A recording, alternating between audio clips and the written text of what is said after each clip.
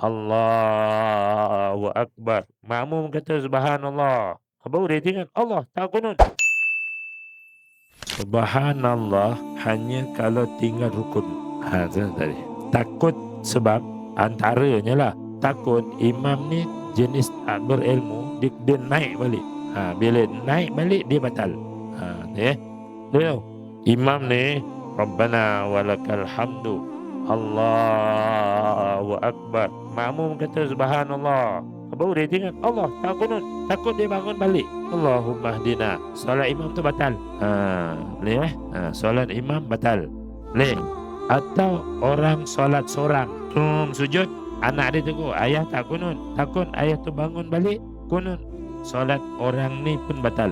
Yang tak batal hanya makmum. Imam ni sami Allahu liman hamidah. Rabbana wa lakal hamdu hamdan katsiran tayyiban mubarakan fi.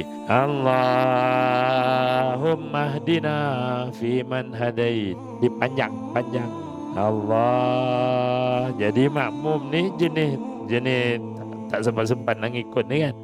Begitu rupanya Madinah. Jadi makmum ni boleh bangun semula untuk kunut dengan imam. Nanti kita jumpa. Tahiyat awal pun sama.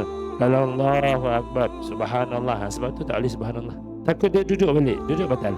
Kalau makmum, imam ni jenis daripada sujud kedua tu Allahu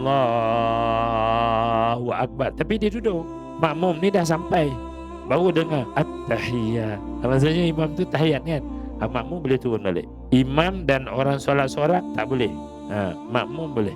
Sebab boleh ialah mengikut imam. Jangan.